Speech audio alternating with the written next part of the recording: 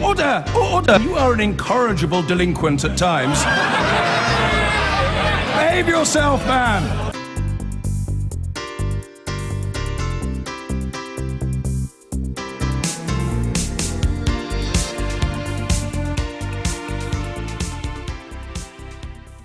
Now, our audience here tonight is made up of Labour voters, evenly divided between supporters of the two candidates, but also of some voters from other parties, Conservative, Liberal, UKIP, Green, and, as always on Question Time, neither contender knows any of the questions in advance. And again, as always, you can use Facebook, you can use Twitter to comment on what you hear. Our hashtag is BBCQT. You can text 83981 and push that red button to see what others are saying. So the question we're addressing tonight is who should lead the Labour Party?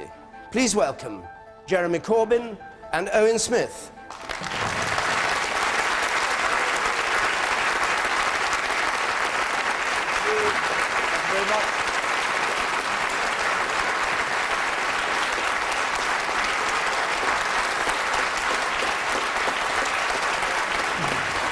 Good.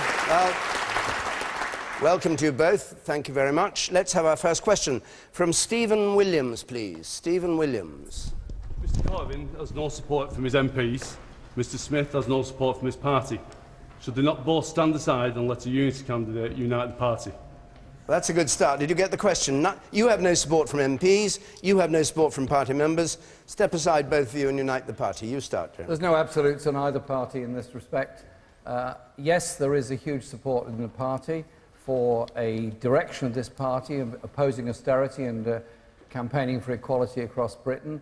Yes, a number of MPs do support me, a large number of MPs do not. I fully understand that. But I tell you this, when this election is over, if I'm elected the leader of the party, I hope the MPs will come together. We will, once again, have a shadow cabinet that is balanced and is extended to all wings of the party, and we'll get together to take on the Tories and what they're doing to education, to health, to housing, and creating greater inequality in this country. That's what I'm offering. Okay.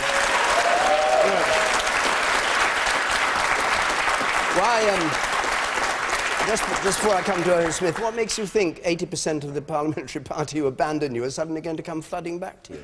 Well, I've been talking to lots of them. You know, MPs talk to each other a great deal, and I think after the election is over and after the conference is over, you will see the wish of MPs to reflect the wishes of party members all over the country that there's a coming together in order to oppose this Tory government. Okay, Owen Smith. Well, I think there's still 3 weeks to go in this contest, and it's an incredibly important choice that we face here before us in the Labour Party. I'm incredibly proud that I got the support of 170 of our 220 MPs in Westminster. I think that shows that I can command respect and support in the Parliamentary Labour Party, where we have to take the fight to the Tories and build that case for a future Labour government. But I'm also pleased that in the one vote we've had in this contest so far, in the GMB, one of the great trade unions of this country, I won. 40,000 people voted, 26,000 voted for me, 17,000 for Jeremy. So I'm incredibly confident that I can win this contest. And I say to everybody in the Labour movement right now, it's in your hands. The choice is with you right now as to whether we want to be with Jeremy and in opposition, potentially for a generation, or start leading the way back to Labour being in power. That's where we need to be, and that's what I intend to deliver. Okay, Stephen Williams, do you want to come back on the point? What's your view? I think you're willing that you just divide. Let's get the microphone to him. Yeah, off you go. The squabbles now have made the party look unelectable, and both of you look unelectable. You should stand aside and let somebody else, maybe Harry Arm and someone like that, somebody, just anybody, lead the party to victory. Otherwise, it's 10 more years of Conservative government that nobody wants, especially not you two, I'm sure. You know, so stand aside. Well, thanks for your vote of confidence. I really appreciate it. I just say this to you. Over the past year, we've recruited 300,000 members to the Labour Party. That's surely got to be something worth noticing. And 80% of the constituency parties, local parties that nominated me for the leadership. Now, you might not think Owen or I have the wherewithal or capabilities to do things, but I'm sure you would understand that those people that have nominated us both think we can do the job, both want the party to succeed, and that very large body of members want to go door-knocking, campaigning, and all that kind of thing. I think what you've had is a few weeks of incredibly negative press about the party because of the leadership election, and indeed we've had a whole year of negative press about the party. I think after the conference you'll see something happening which will be that unity to take on the Tories and what they're doing in this country. I really do believe that. Stephen, I admire Jeremy's optimism, but I don't think that's what we'll see. The truth is that it's not just the 300,000 new members we've seen in the last year. We've seen Labour going backwards. We're back at 26-27% in the polls. Right now, the chances are we would be out of power for a generation. If there was an election tomorrow, Labour would lose 40, 50, 60 seats. We're back to where we were in the 1980s. The entire reason I'm standing in this campaign is in order to get Labour back to where it needs to be. Taking on the Tories, really defending our record, standing up for what we believe in and presenting a credible alternative to the Tories, instead of which I think Jeremy is more satisfied with leading the Labour Party in opposition. I'm never going to be satisfied with that. I want to lead us back to government.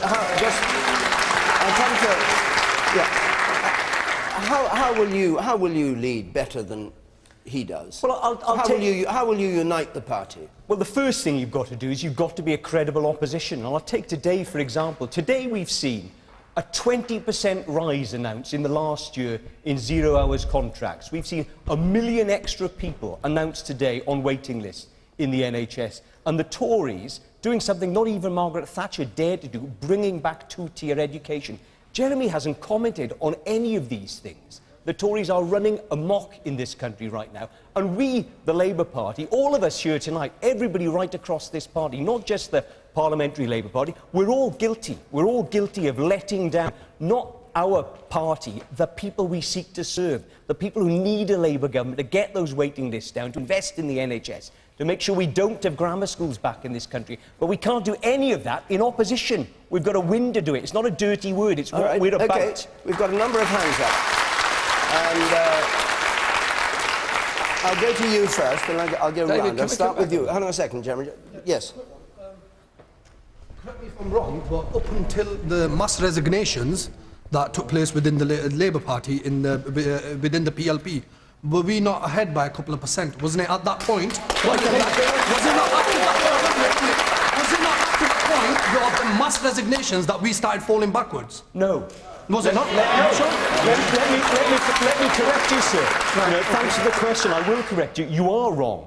In 89 polls, under Jeremy's leadership, we were behind in 85 of them. We were level pegging in 4. We are at a lower ebb in the polls than we have been since 1982, when I was 12 years old. We're disastrous.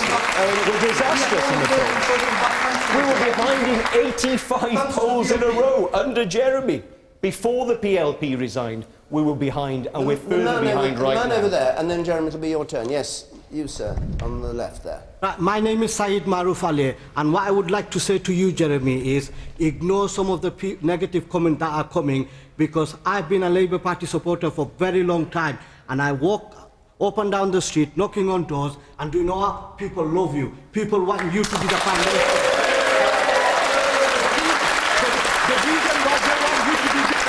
The reason why they want you to be the Prime Minister, because you care about them. They know that you're going to fight for justice. They know that you're going to fight for poverty, education, employment. He can make the speech. He can make the speech. Well done, well done. All right, we've heard from a staunch supporter of Jeremy Corbyn. I'd like to hear from a staunch supporter of Owen Smith's campaign. Yes, you, sir. It's fair to say, yes, the Labour Party membership has gone up, but why did we get annihilated in Scotland behind the Tories? And what's your view about the Smith campaign? Well, I think that the Labour Party is in a sad situation, because I can't say my heart's beating either side, to be honest with you. I think it's sad that we have the boos when we oppose Jeremy, but I think that Owen's campaign is more balanced. It's one thing to have principles and beliefs, but you have to sell it to the British people in our electoral system, and Scotland showed that you didn't do that. All right, and the woman back there. One of the reasons why I'm supporting Owen is that I believe the Parliamentary Labour Party is sort of the fundamental, most important thing that we need to be focusing on in order to win an election. It's what makes us electable. But I've been on the committee of our sort of young CLP group for a while, and I've just been so disappointed. The discourse hasn't been constructive, it's been divisive, it's been abusive at times. I've just disassociated myself with it completely because it just upsets me. And you can hear it here tonight with people booing when either side comes on, and it's both sides, but I've heard it mostly from Jeremy's side, and I think that that's a fact. And it just upsets me. We're one party, and at the end of this, I don't want people to split and leave. I've had people who've been members for 30 years tell me they want to leave if Jeremy wins, if Owen wins, and it's not right. We're one party, and I think that what's happening tonight and what's happening in general is just disgraceful. Okay. You, sir. Jeremy, why have you not considered your core vote? You may have the support of your membership, but you certainly do not have the support of your core vote, which is what counts, and that's what wins a general election. Jeremy Corbyn. First of all, on the point taken from the back there should be no abuse, there should be no online abuse, there should be no Twitter abuse, there shouldn't be abuse in political debate. I never make personal attacks on anybody. That's not the way I conduct myself, and I want other people not to do the same. Yes, the party has to come together. Yes, after this election is over, the result will be announced, and from that point on, we've got to be a strong campaigning party. We were more or less level pegging with the Tories until there was this series of resignations from the shadow cabinet and the leadership election was brought about. And I hope that Owen will understand that after this election there has to be a coming together, and that all members of the Parliamentary Labour Party will be prepared to come together to achieve that. Your point about the core vote. The core vote is of people that have consistently voted Labour for very many years. It's also a very large number of people who are intrinsically inclined towards Labour but haven't bothered to vote in the past. Only 47% of young people voted in the last general election. I tell you this now, there is a re-energisation of politics over the past year. Many of those that have joined the party, many of those that are very active in local groups, are very well connected with colleges, with universities, with young people at work. I tell you this, after this leadership is over, there's going to be that energisation in politics which will challenge the Tories. What are the Tories offering us? They're offering us greater inequality. They're offering us continuation of low wages and in many cases 0 hours contracts. They're now offering selectivity in education rather than universality in education, which is something I passionately believe in. They're not offering anything that will solve the housing crisis that people face all across this country. A Labour opposition offering investment in a growing economy, a Labour opposition offering to invest to drive down the inequalities in Britain and invest in a growing economy with sustainable jobs, I think that's something that's very attractive and will bring an awful lot of people over to Labour. Let's just... I'd just like to take... I'll come to you. I'd just like to take one more question about the future after this thing is over, this election is decided. Maureen Kelly has a question. Maureen Kelly. If Jeremy wins the contest, will it inevitably lead to a split in the party? As many have suggested. Owen Smith, what do you think? Well, I hope and I pray that it doesn't, because one of the reasons I run in this contest is to stop a split. Well, the question... No, wait a minute. The question was, will it inevitably lead? Well, no, of course you hope it doesn't lead to a split. I don't think it does inevitably lead to a split. How is it avoided, then? Well, I think Jeremy or I, whoever wins this contest, needs to work incredibly hard to heal the rifts that has been described. So you'll work with him if he wins? I've already said that I will happily vote Labour. I've always voted Labour. You'll go in a shadow cabinet of his? Well, I've said previously that I couldn't, I think, serve Jeremy with integrity, because I don't think Jeremy can lead us to victory. So the division is already there? Well, the division is clearly there. Would you urge the 80% to come behind Jeremy, or would you say the 80% can stay to one side and let him get on with it because he's going to lose anyway? I think it's for others to choose in the PLP what they do, but Well, you're claiming to lead the party. You must have a view on this. I have got a view, and my view is that I will not serve in Jeremy's shadow cabinet, because I don't feel I could do that with integrity. But that isn't to split the party, because I will always be Labour. I'm never going to leave the Labour Party. I'm never going to leave it. I'm always going to be Labour till the day I die. I've always been Labour. But I am worried, you see, because this is at the heart of it. It's about reality. And Jeremy says we were ahead in the polls. We weren't. Jeremy says that we're doing OK in Scotland. We're not. We've gone from second to third, behind the Tories. And Jeremy says that he can win through getting non-voters to come back and vote Labour, when all of the psephologists, all of the numbers tell us, everybody who's ever knocked a door in this country knows that we will not win by getting non-voters. The way we win is by getting people who voted Tory to vote Labour at the next election. And Jeremy is not going to persuade them to do it. A brief point from you, sir, in the front here. I think Owen has answered the question. Owen wants the party to split. He's not openly saying that because he's not going to get the support. No. Why would a Labour member not serve under Jeremy Corbyn? If he was a true Labour member, he would serve under any Labour leader, as Jeremy has done. So David, let me respond to that. Let me respond to that, if I may. You're in the wrong party. Let me respond. Well, that's a sort of abuse we've been subject to during this campaign. I'm a Labour man. How's that and abuse? I've been Labour throughout my life. Well, it's implying that I'm not Labour, and I've always been Labour, and I will always be Labour. We need, as a family, to come back together and understand that we're all Labour. But the crucial moment when I decided I was going to stand was when John McDonnell said to me that he was prepared to see the party split in order to further his project. That's the moment when I realised we needed to stand up and be counted and make sure that we didn't split the party. Jeremy Corbyn, do you want to comment on what John McDonnell said? What was it? We had a discussion in my office in which Owen was present, and Owen very generously offered me unopposed election to a non-existent job that wasn't his gift to give if I resigned from the party, which was... That was actually a different conversation, Jeremy.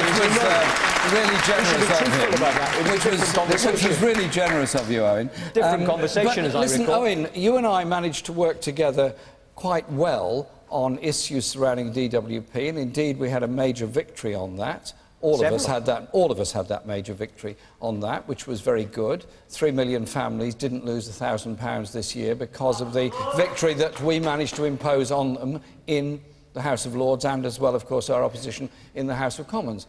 That was good, surely. So, Owen, I don't fully understand what the problem is. You obviously have enormous talents. Why can't we work together?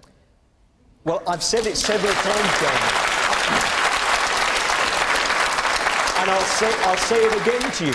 If I felt that you were going to lead Labour back to power, then I would work with you in the shadow cabinet. But I feel that you are satisfied to lead us in opposition. And we need a leader who is determined to lead Labour back to government. And I don't think you can do that. I don't think you can do it. And I think that is a desperate shame for this country, because we need a Labour government to stop zero-hours contracts, to invest in the NHS, to make sure that we've got decent housing. The only way we will achieve all those things that you want and I want is if we are in government. Why do you say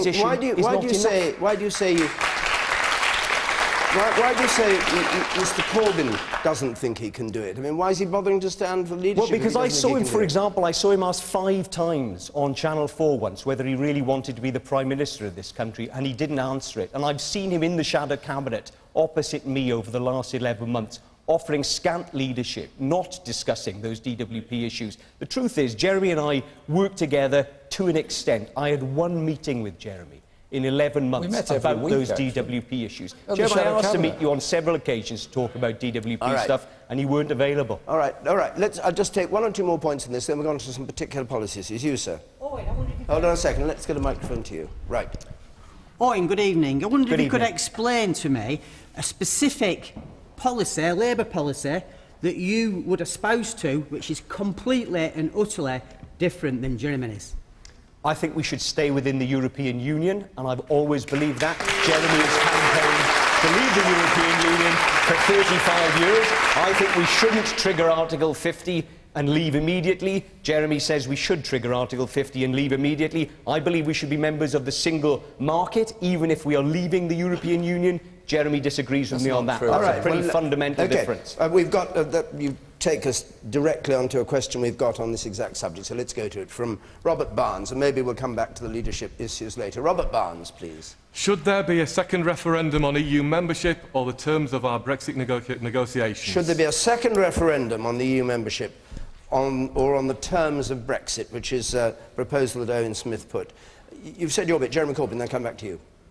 I think we have to negotiate with the European Union on the terms of exit. We have to recognise, regrettable as they are, the results of the referendum. We have to ensure we have access to European markets for manufactured goods. We have to ensure protection of workers' rights, consumers' rights, maternity and paternity leave, and many other environmental protection issues that we gain through membership of the European Union.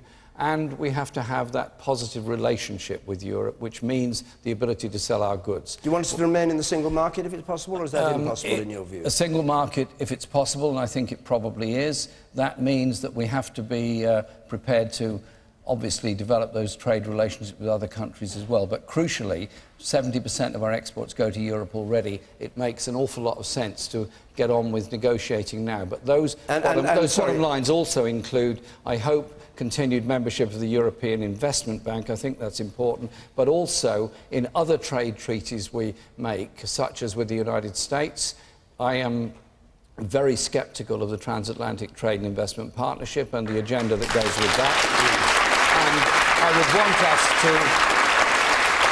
to develop trade relations that empower democratic government, don't undermine it to give power to global corporations such as I believe TTIP would do. And what's your view on controlling immigration, which was one of the issues where Labour voters seemed uncertain about what you thought, and many of them felt very strongly that immigration should be controlled? Well, non-European immigration is already, of course, subject to a great deal of control. EU free movement of people is an issue that comes directly with market access. The points I was making throughout the referendum campaign was that we should sign the amendments to the Posting of Workers Directive to prevent the undercutting of wages by groups of workers that are brought in from different countries to work in Britain, and that we should try and protect them and their conditions. But communities that have been greatly affected by an influx of people coming into work should be funded properly through a migrant impact fund, which in fact Gordon Brown's government introduced and the Tories abolished, and so that there is support for those communities. Owen Smith. The country voted out.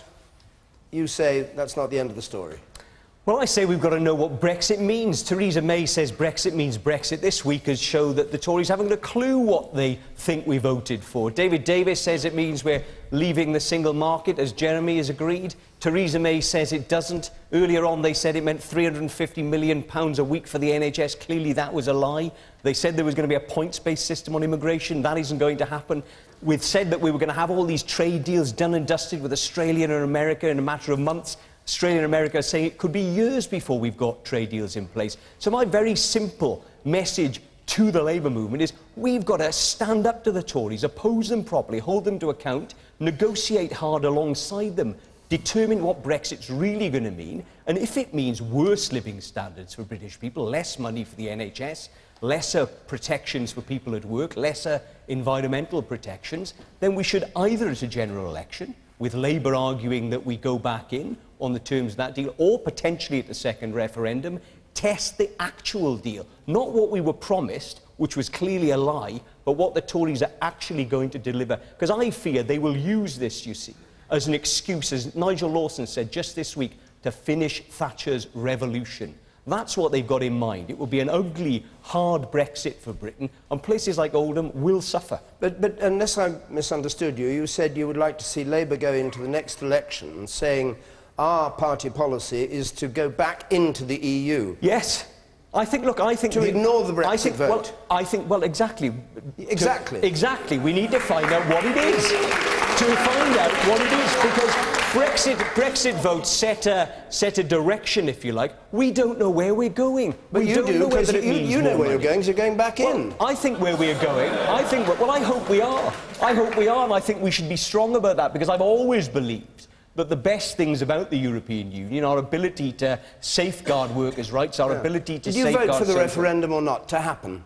Were you one of the ones who voted that there should be a referendum? Yeah, we all voted for the You all voted for it, yes. and you don't accept the result? No, my view is we don't know what we were voting for. We were lied to about the 350 million. Yeah, we were clearly lied to. Theresa May says Brexit means Brexit. I haven't got a clue what she means by that. And I'm very certain Labour should not give them a blank cheque on this. Okay. Jeremy is giving them a free ride. I'm saying let's hold them to account and find out what's really going to be on offer. Because if it's worse for the people of Oldham, then of course Labour should be putting in a manifesto that we will improve the livelihoods of the people older. You didn't say that. You said we'll vote to go back into the EU. Is that feasible? If that's better for us, yes, we should. There's a referendum, Yes, we should. a referendum has taken place that we supported the holding of that referendum. It's delivered a decision. It might not be a decision that either Owen or I wanted. I think it's duty of Parliament to work with that. I want to protect the conditions we've gained in Europe. I want market access within Europe. And one of the points that I made during the referendum campaign was the EU also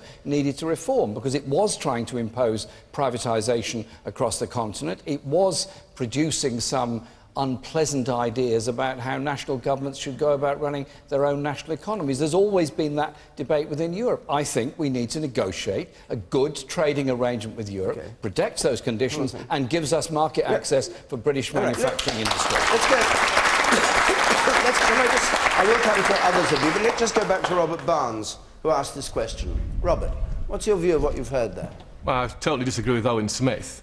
Over 17 million people voted to leave the European Union, and the Labour Party, if you were leader, would say, we'll take us back in. That isn't what 17 million people voted for. Brexit means Brexit. We may not know the terms of the negotiation, but what would you do if the Remain side had won and the Leave side said, we want a second referendum? It's hypocritical to turn around and say you want a second referendum. The country voted out, abide by the result. Okay, you. The woman here on the gangway, yes. To Jeremy, it's fine saying, you know, you were there at the debating Brexit during the referendum, but we didn't hear that on the doorstep from you at all.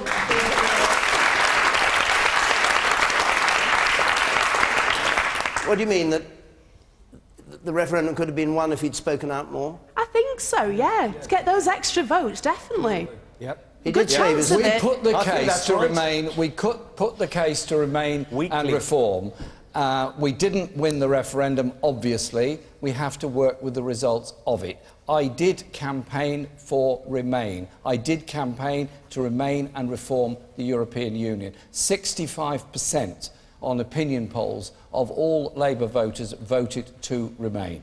But how did 45% of Labour voters think the party backed Brexit?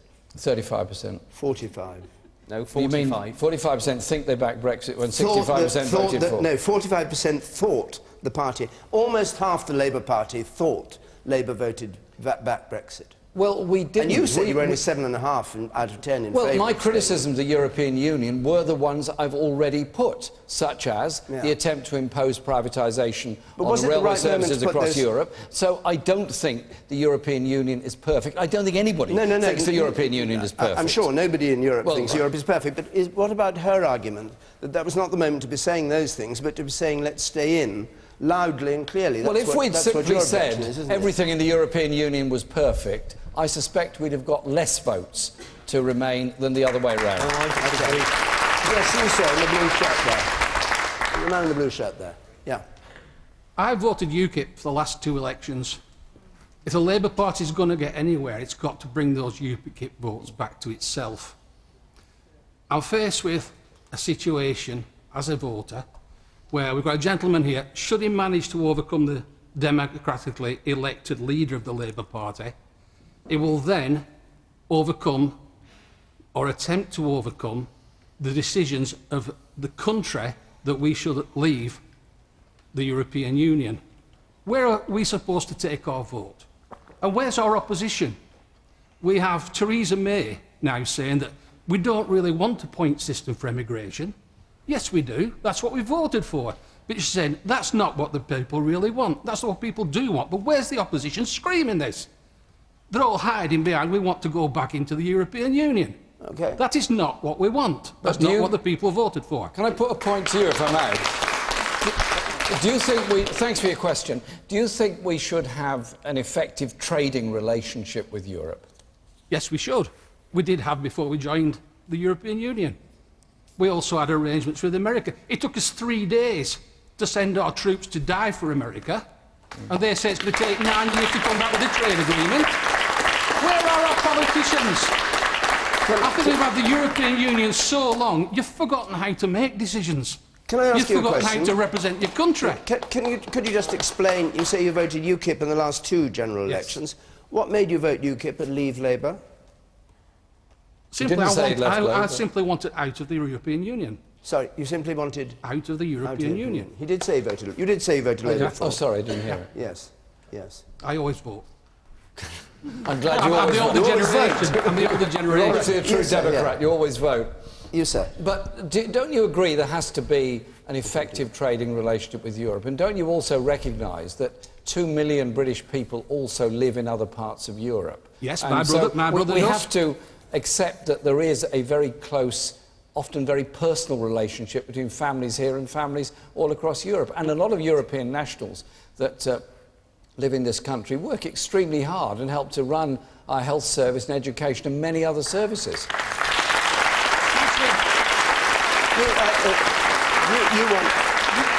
You want complete freedom of movement, Jeremy Corbyn? I supported freedom of movement, but I was very concerned, and still am concerned, about the level of undercutting of wages. Look at what's happened with Sports Direct and places like that. There has to be much tougher labour regulations in Britain, and there has to be an end to this undercutting across Europe, where they try and destroy industry-wide agreements. With great respect, I understand what you're saying, but that is a different point. I mean, is what you're saying that if you had proper minimum wage here, there would be less of a drag of people coming into Britain, and you want that, or that you want open borders? It's also going to have to be better wages and conditions in other parts of Europe, which is part of what the Posting of Workers Directive issue is all about. But isn't this pie in the sky compared with the immediate possibility of reducing immigration, which you know was not popular among a lot of Labour voters? But I ask people to be realistic about what European workers actually do in Britain, the number of people that do help to run our vital services, and the effects on 2 million British people living in other parts of Europe.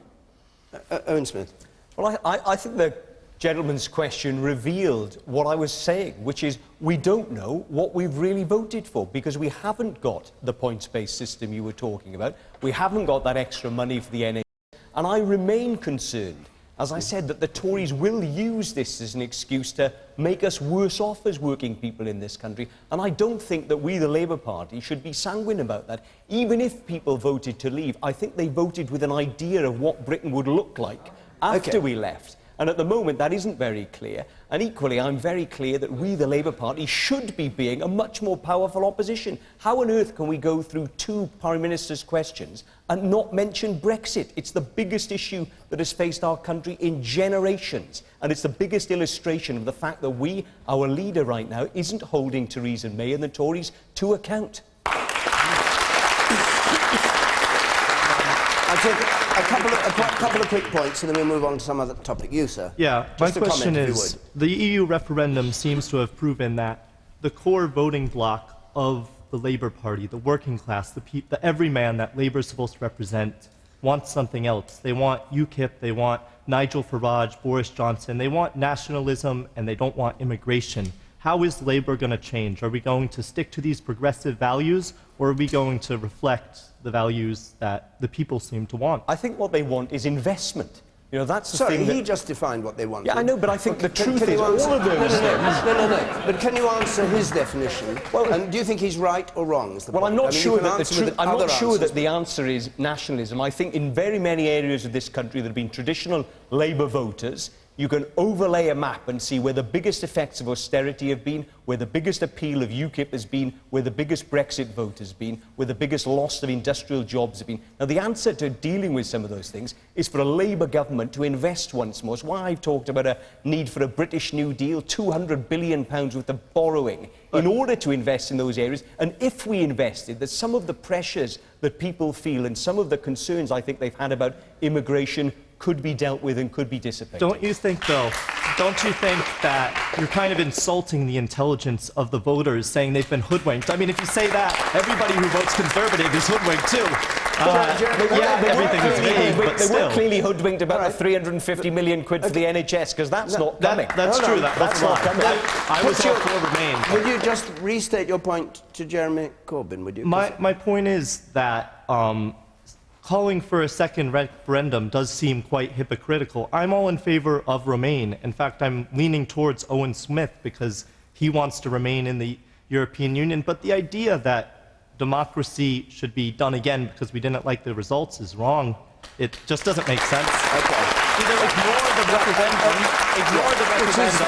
or accept the results. It's an advisory referendum. You could ignore it if you like, or you can accept the results. I think ignoring it is a plausible option, but don't go through the facade of a second referendum. That doesn't make sense. Well, I'm not the one who's calling for a second referendum. Oh, I understand that. Yes, but surely the issue is security for people, security of work, security of health, security of education, security of a growing economy, which comes about if Labour is able to offer an alternative which is about investment, is about collecting the uncollected taxes, is about building the houses that are necessary rather than subsidising the private rented market. All those kind of issues are surely ones that are actually very popular, not just with people who are in a very difficult situation, but with everyone across the country who wants to live in a country of social justice rather than division. Isn't there some support for that idea? Okay. I think there is.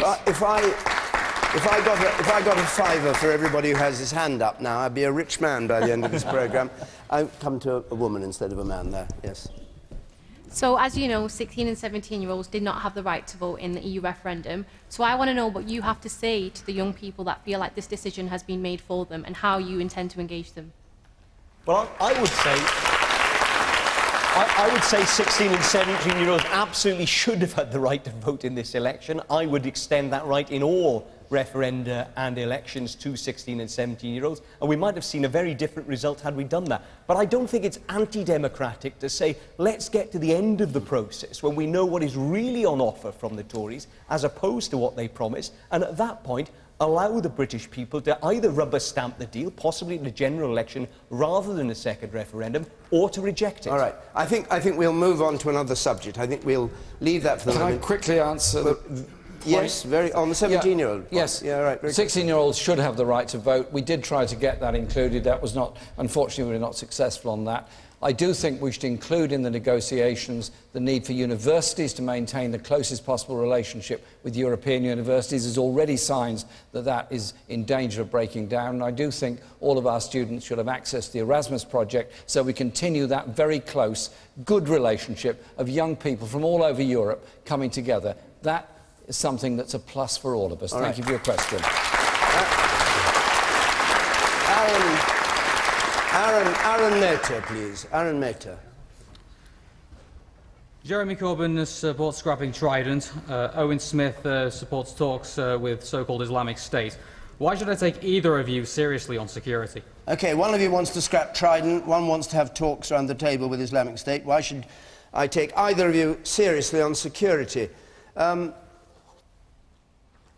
Who wants to go on this first? I'm Owen happy Smith. to. I didn't say we should have talks with Islamic State. I absolutely didn't say that. What I said was that the chances were we'd never be able to negotiate with Islamic State, that they are a death cult. And At some point for us to resolve this, we will need to get people round the table on ISIS. And I answered two.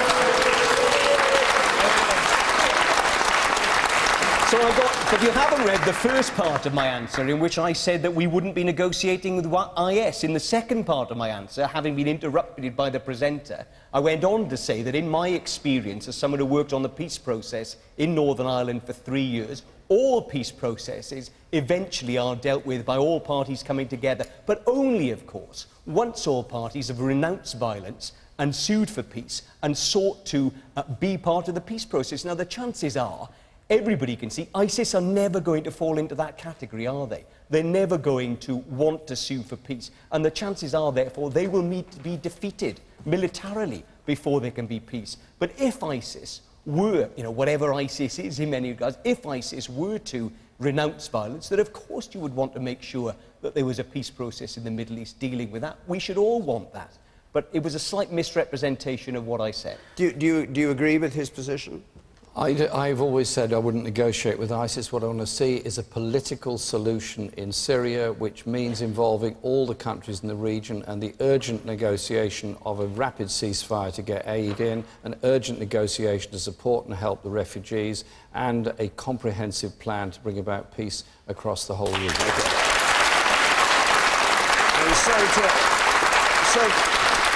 so to part one of Mr. Mehta's question, Jeremy Corbyn wants to scrap Trident. Why should you be taken seriously on security? Parliament voted effectively a blank cheque for the government on the replacement of the Trident nuclear weapons system and the submarines that go with it.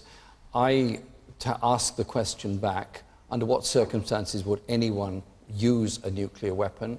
We know that if a nuclear weapon was ever used anywhere in the world, the consequences to the environment, the economy and to human life are absolutely catastrophic. There are many in the military that do not want Trident replaced, would rather see those resources spent on more conventional issues and dealing with issues of terrorism, dealing with issues of cyber security.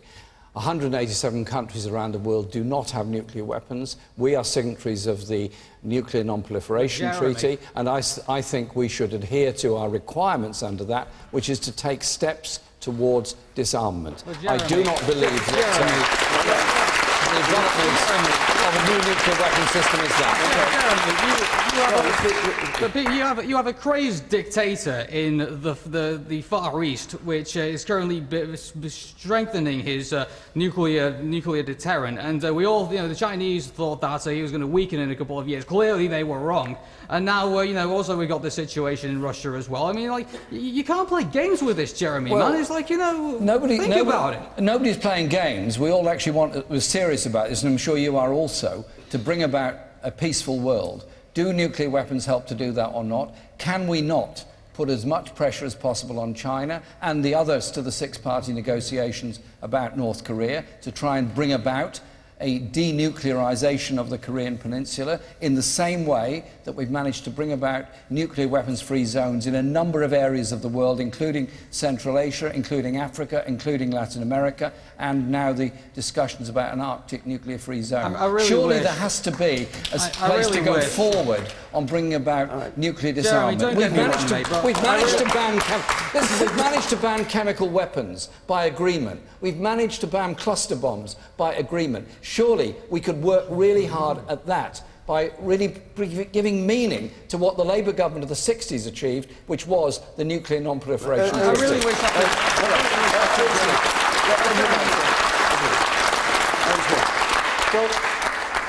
I'm someone who believes in multilateral disarmament. I want to get rid of all nuclear weapons across the world. The big difference between me and Jeremy is how we do it. Jeremy thinks that we do it by unilaterally getting rid of ours and using moral persuasion to get America and Russia to get rid of theirs thereafter. I think that's naive, I'm afraid. I don't think that's likely to happen. Other countries have pursued that course and have got rid of their nuclear weapons, and Russia and America have still held on to theirs. I also think that we've got to be incredibly serious about our duty as a Labour government in waiting to keep this country safe. And the world feels a more dangerous place to me right now than it has done pretty much at any point in my lifetime. And I don't think now is the time for us to get rid of our nuclear deterrent. I think it is the time for us to get Labour back into power in order to make the argument for multilateral disarmament across the world. Okay, we've got a number of other questions. I'll take a scattering of them. Saul Miller, please. Saul Miller. Where's Saul Miller? There. Here. Here you are, good. The Jewish community is very worried about the state of the Labour Party at the moment. What is your plan to root out anti-Semitism? Just explain a bit what you mean. What I mean is that most Jews currently don't feel safe on the streets, and especially within the Labour Party there's been anti-Semitic reports, and have really not been knuckling down to try and eliminate that. Owen Smith? Well, the young man is right, unfortunately. Jewish community in this country has traditionally looked to Labour to represent it. We've been the party that they felt, I think, closest to their views. Unfortunately, right now it's about 8% of the Jewish community that are voting Labour, and that's a big decline in recent months and years. We have seen anti-Semitism in our party. I don't think we've been strong enough in speaking out against that, and I think that has diminished our capacity to speak out against it in the country. Because if it isn't the Labour Party that's speaking against racism and anti-Semitism and being heard in Britain, nobody else is going to do it. So the answer has to be, we've got to have zero tolerance for it in the Labour Party. We've got to make sure that anybody who's found guilty of anti-Semitism or any racism has no place in the Labour Party. Any difference between you and your opponent on this? Yes, because I think Jeremy has not been strong enough in speaking out against it. I think the report that he commissioned from Shami Chakrabarti isn't viewed by the Jewish community as being adequate, isn't thought to have taken the issue properly, seriously, and I think we need a new review and a much more detailed, much higher-powered review to look at the problem that we've got in Labour and to deal with it. When I became leader, I understood that a number of people had been suspended from the party before I became leader. I also received reports of anti-Semitic remarks and behaviour at certain party events, and I'm obviously very well aware of the rise of anti-Semitism, not just in Britain, but across Europe. Point one, anti-Semitism is absolutely and totally unacceptable anywhere in our society, anywhere in our party, anywhere in our world.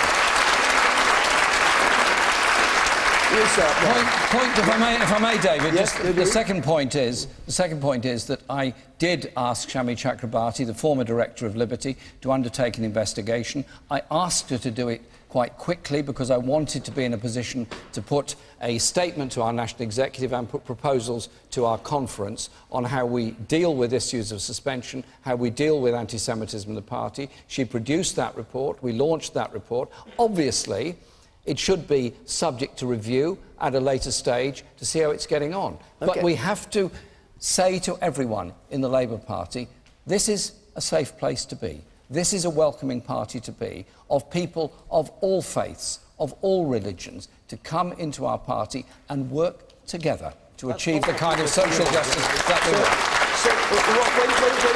When you say that, you had your own Labour MP, Ruth Smith, saying the fact is that you failed to intervene, and it's final proof when she was heckled at the meeting.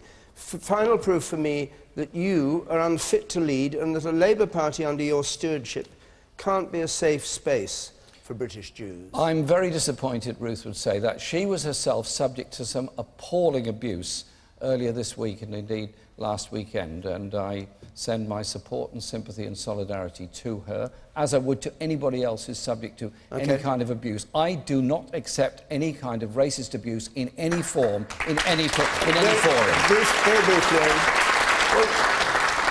Ruth Smith has been subject to abuse. Ruth is currently being protected by the police. So serious is the abuse that she's been subject to. And the point she makes, and the point that other members of the Jewish community have made, is that under Jeremy's leadership, we've seen people coming into the Labour Party from the hard left of politics who are bringing into our party anti-Semitic attitudes, and that cannot be acceptable.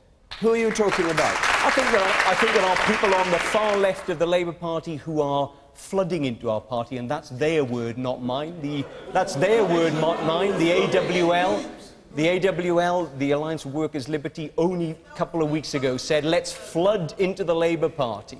There are other people who've come from hard left groups who've come into Labour. Just the other day, I saw a tweet. Let me finish this, Jeremy. I saw a tweet from Jeremy's, well, purporting to be from Jeremy's team to members of a hard left group saying, you are welcome to come to Jeremy's rallies, just leave the flags and banners at home. And the reason for that was we've seen some of those flags and banners at some of Jeremy's rallies, and unfortunately some of those people are bringing an attitude into our party from the hard left that I don't think is welcome. When you say the hard left, I mean, Labour Party is a left-wing party. Are you saying these people should not be allowed in and he's not kicking them out? I think there are people who've come from the AWL and the SWP and some of the other hard left groups that either have not been part of the Labour Party or even been prescribed by the Labour Party as not being members of our party and not being able to join. And some of those people are, it's all over their websites, anybody can look it up, advocating joining the Labour Party in order to support Jeremy and in order to control the Labour Party. Let me get it absolutely clear. Are you saying he's allowing it or encouraging it because it gives support to his policies? I think some of the people around Jeremy are absolutely encouraging it. Of that, there is no doubt.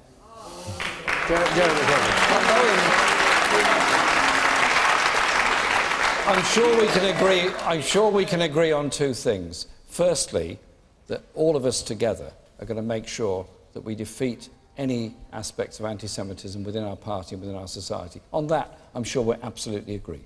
Yeah? We are agreed, but I'm not sure you're entirely committed to it, Jeremy. Owen, that is a pretty unfair, let's say unfair way of saying it. I have spent my life opposing racism in any form, as have you. And as have you. And many people on the left. And many people on the left. And many people on the hard left of our party who've been alongside you over many years do associate anti-Zionist, anti-imperialist, anti-Israel perspectives, and that is unfortunately colouring some of the dialogue in our party. Let's be clear. And I don't think you've been strong enough in speaking out against that and distancing yourself from it. We are very clear that we're all opposed to anti-Semitism. We're all opposed to any form of racism in our society. That's the very core of what our party is about. It's the statement I put to the National Executive, which was unanimously agreed at its meeting in... Well, some of your Jewish Labour MPs do not feel that the Labour Party under your leadership is a safe place, Jeremy. I support them in their right to their identity and what they're saying. I support them when they're being abused, just as I would support anybody else who's suffering any kind of racism. Just as you would as well. They don't feel supported. Let me just go back to the young man who asked the question in the first place, if we can. What's your comment on what you've My heard? comment is Jeremy says he's anti-racism, yet he supports groups such as Hamas who call for the death of all Jews.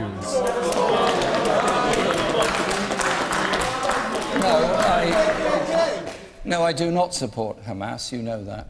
What I've done is I have met people from Hamas. Yes, I have. Do I agree with them? No, on that. Do I think there is a chance one day of getting a peace agreement between Israel and Palestine? Yes, I absolutely do, and want that to happen. Okay. And I'm sure you do too. Yep, brief point. Following on from the gentleman's question, there's a lot of members of the Muslim community that also do not feel safe on the street. Islamophobia is also an up-and-coming issue that's affecting many people in this country. You say definitely, Owen. You're the one that endorsed the Prevent strategy, which virtually every single person... Especially after many of the terrorist atrocities that happen around the world, the backlash is the Muslim community that there's hate crimes against them. There's women that want to wear a headscarf that don't feel safe to leave the house. So my question to you is, what are you going to do to make it safer for Muslims as well as the Jewish community, apart from endorsing the Prevent programme, which everybody is virtually against? Okay, well, again, I hate to say it wrong, but you are wrong. I've not said that. What I said was Prevent, when it was started in 2005, under the Labour government, was designed to try and better integrate people who feel isolated in the Muslim community into wider society. It's clearly not worked. It wasn't working well under Labour. It's now been completely subverted by the Tories and is now seen by many people as a racist project. So why do you want to increase the funding towards it? I want to increase the funding in order to change it, in order to make sure that it's...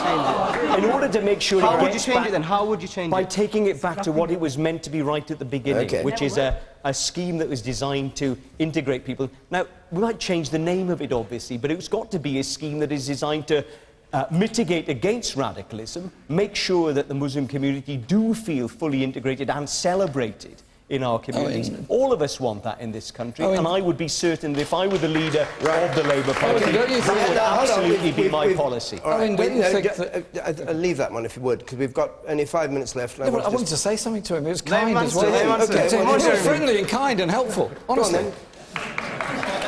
Owen, but don't you think that moving on from the Prevent, we should actually build a much stronger sense of community cohesion of all faiths and all groups, and generate a sense of anti-racism within our society? And the danger of Prevent was it isolated the Muslim community, targeted young Muslims and expected teachers to report on them if they thought they were going in a bad direction, and instead try to bring communities together. That's what bothers me about it, and what bothers me even more, or as much, is the growth of hate crime and racist violence on the streets of this country. We have to unite together to oppose all of that and bring about a much safer society. We do, but we really need to be in government to do it.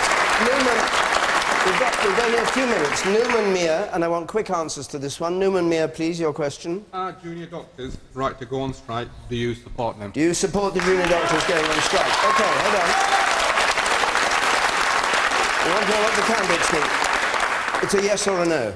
They have every right to go on strike, but I hope the government will, even now, engage in proper negotiations with the BMA, proper negotiations with the junior doctors. They are the lifeblood of our National Health Service. They don't want to withdraw their labour. They want to support our NHS. The problem is Jeremy Hunt.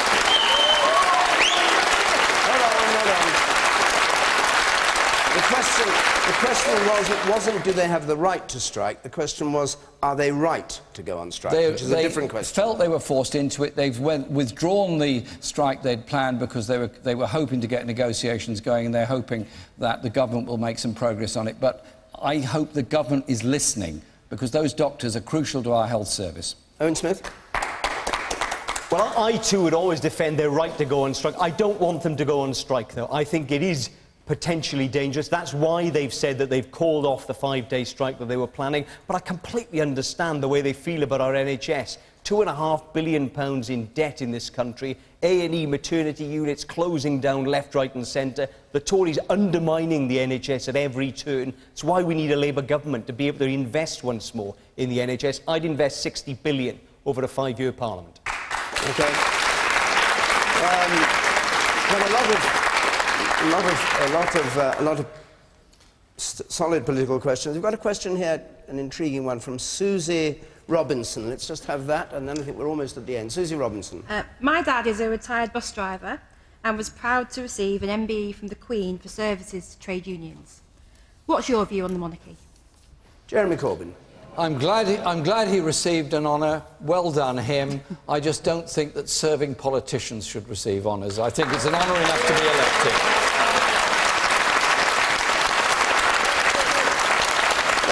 That wasn't Susie's question. Susie's question was, what's your view of the monarchy? I thought the view was on the honours. No, the question, I've got it here, and she can do it again if you like. What's your view of the monarchy? I'm not campaigning on the issue of the monarchy. I'm campaigning on the issues of democracy within our society.